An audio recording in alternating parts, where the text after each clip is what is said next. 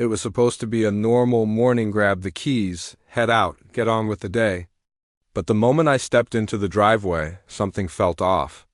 The car wasn't where it should have been, or rather, it was, but something was wrong. I got closer and saw it, a bright yellow boot clamped tightly onto the front wheel. For a second, I just stood there, trying to process it, booted, in my own driveway. My first thought was a mistake, maybe a mix-up, maybe some confusion. But then I noticed the notice tucked under the wiper, vehicle immobilized due to unpaid HOA fees. That's when the confusion turned into something else, because we didn't have unpaid fees. Not overdue, not pending, nothing. Everything was current, documented, and confirmed.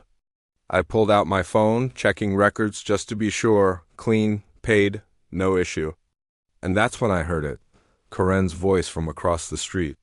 "That's what happens when people don't follow the rules," she said, walking over with that same calm certainty she always carried. I looked at her, then back at the boot. "You did this?" I asked. She didn't deny it. "You were notified," she said. Repeatedly. I shook my head. "No, we weren't, and even if we were, you can't just boot a car in a private driveway." But Karen crossed her arms. HO enforcement," she replied, like that explained everything. That was the moment it became clear this wasn't a mistake. This was assumption, control, and it was about to backfire. I didn't argue. I didn't raise my voice.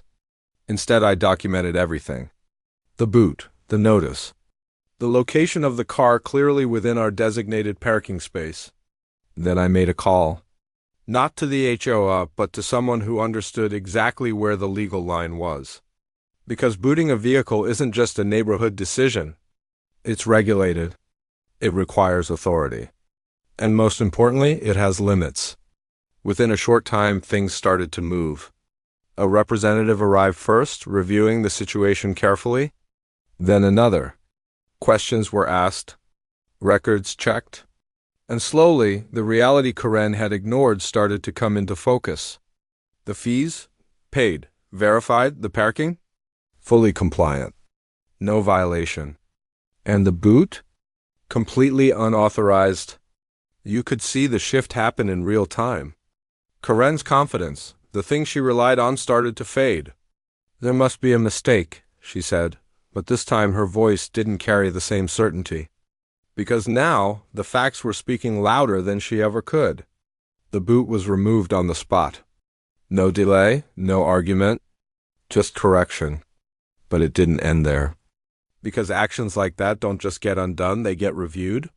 The HOA, which had supported her strict enforcement, quickly distanced itself.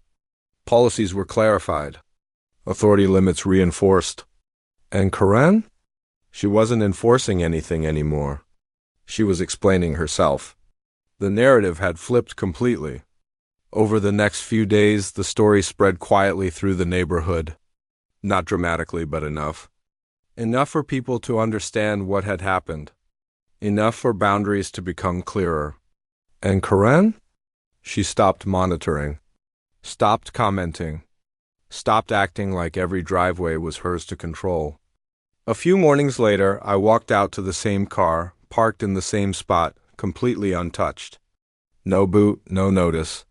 Just normal. And as I stood there, unlocking the door like always, I realized something important. Karen thought she was enforcing a rule, but what she actually did was act without the authority to back it up. And when that happens, it doesn't just get corrected, it gets exposed.